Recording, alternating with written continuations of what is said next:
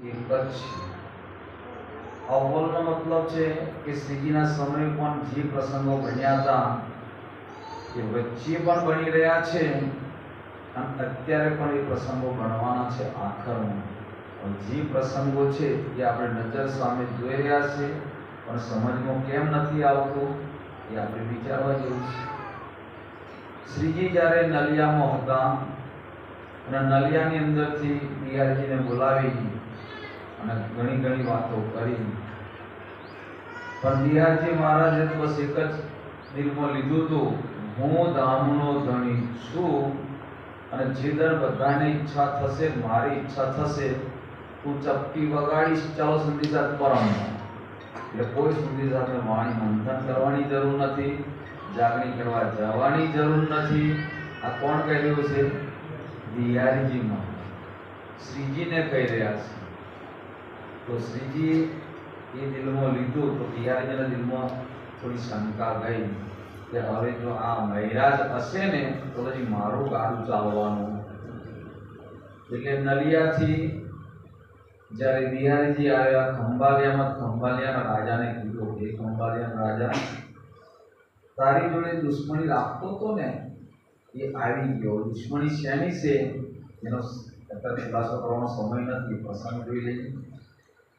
એ આવે છે તો એને પકડીને જેલમાં પૂરી દે। તો રતનભાઈની આતમ પરમધામની આવું ના લખવું જોઈએ। એટલે મોઢાનો ચહેરો બદલાયો સંધિ સાથે કાગળ લઈ સુંદી સાથે આપણે સમજો, આજે નક્કી કરજો ક્યાં જવું ક્યાં ના જવું। એવું નહીં, આ વાણી કે ત્યાં જવાનું, અગર મારા જેવા કહેતો જવાનું નહીં ને નહીં। આવ બરાબર કાગળ લીધો, કાગળ લઈ અને ફરી વખત છે એક બાજુ સુંદી સાથ બેઠે છે અને સુંદી સાથ બેઠા પછી ફરી વખત ભીમભાઈ આગેવાની કરી, બોલો સુંદી સાથજી। આ એક જ કે આજે જે સદગુરુ મહારાજ કોણ, ધણી શ્રી દેવચંદ્રજી, જે દેવચંદ્રજી જાગણી કરતા હતા એ જાગણી કોણ કરી રહ્યું છે? મહેરાજ ઠાકુર કે બિહારીજી? તો બધા જ કહેવા લાગ્યા કે બિહારીજી મહારાજ। અને શ્રીજી મહેરાજ ઠાકુર બિહારીજી બધા ધર્મમાં કાઢી મૂકે છે। તો આપણે નક્કી કરો, કેવું નક્કી કરવાનું છે કે ખરેખર આજે અહીં દેવચંદ્રજી કેમ લખ્યું છે એ પણ સમજવા જેવો પ્રસંગ છે। બેઠે દેવચંદ્રજી કિનકે હૃદય, બેઠે દેવચંદ્રજી કિનકે હૃદય। બતાવો દેવચંદ્રજીનું ધામ કેમ થયું છે? પણ દેવચંદ્રજી કૈસે કોણ લીલા કરી લીધું? પ્રાણ। તો આજે પ્રાણનાથજી કોની અંદર છે? તો બધા સુંદી સાથે કીધું કે ભાઈ એ તો મહેરાજ ઠાકુરમાં। તો મહેરાજ ઠાકુર કેમ કરો? મહેરાજ ઠાકુર શરીર છે, મહેરાજ ઠાકુર તો શરીર છે પણ મહેરાજ ઠાકુરની અંદર વિરાજમાન કોણ છે? ધામના। બોલો રૂપની ઓળખાણ કરી, સ્વરૂપની ઓળખાણ કરી। આપણે રૂપની પાછળ ફર કરીએ છીએ, સ્વરૂપની ઓળખાણ કરતા।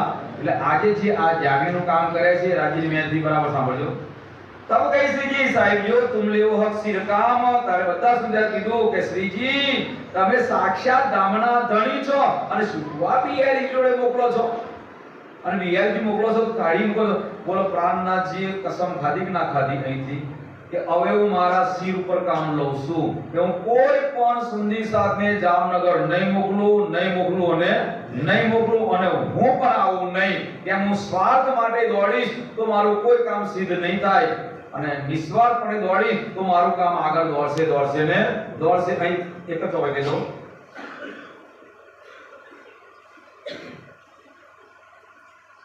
हम साथ को दौड़ करेंगे तो सीधा कभू ना होए, हम जाएंगे पीता और साथ के वास्ते जो हम करत मेहनत तो हमारे सीधा होईसी नजीक है शायद। ए प्रमाणे सरकारसी હતા તો સરકાર છે પણ નિસ્વાર્થપણે કામ કરી દોડ્યા કે ના દોડ્યા? અત્યારે પૂજ્ય રાજન સ્વામી છે એ પણ નિસ્વાર્થપણે દોડે કામ થાય છે કે નહીં થતું?